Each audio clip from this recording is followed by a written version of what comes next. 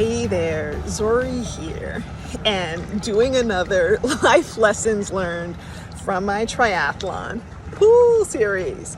And these were two of the biggest lessons I learned in training from my swimming component. And this, by the way, is like my favorite, just my happy place. I love being in water.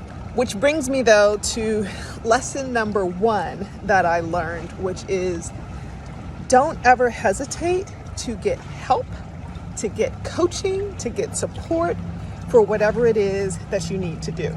So I've always loved swimming, but breaststroke was my jam. And I never actually learned how to freestyle. And so we all kind of can, fake it on doing the freestyle, but it exhausted me. And so before I even committed to training for the tri, I made a personal commitment to just get better at the freestyle. And what was clear to me was get help.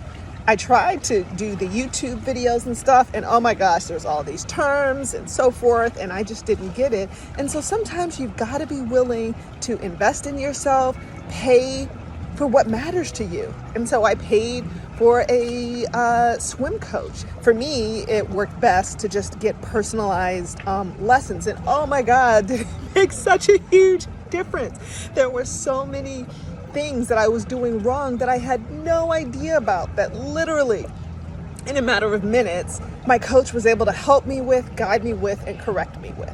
Boy, did it help to just get help and just improve me leaps and bounds than if I had tried doing it on my own. And that just goes across in so many things about life. Having coaches in my life, personally, professionally, business-wise, has made such a difference to help me run instead of crawling, which crawling is okay when you need to.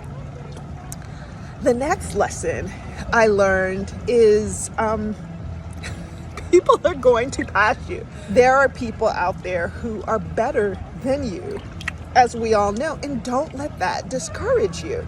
And let me tell you, being in this pool and having like 60-year-old women zip past you and others was a little humbling at first. It was a great lesson to learn about how my mind works. And my mind was thinking, why am I so slow? It kept asking that question, why am I so slow?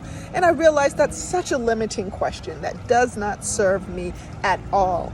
What would be so much more of a better question is first to observe that these people that are zipping by you that may be significantly older than you or younger, it doesn't matter, have probably been doing this a lot longer than you have. And I had to give myself credit that I literally just started this stroke of swimming and improving my swimming this year versus someone who's been doing this their whole life. Of course they're going to be better. They should be better than you, and be okay with that, but not let it be a discouragement to me for what I was doing and the path that I was on, but to embrace that and recognize where I am, and that with baby steps, I will keep getting better. But you've got to be willing to commit to the baby steps and to keep going with whatever it is you're going through. But sometimes we use this comparison thing that we're doing to see as a story for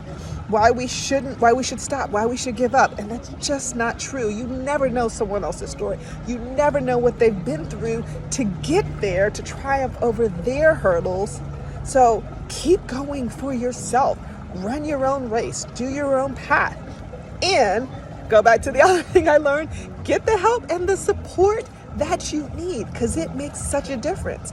And I went from being not only not being able to swim 2 laps freestyle to, now I can swim thousands of yards, like I think 2,300, like well over a mile now I swim, which is amazing to me. And I'm so proud of myself for that. So keep going.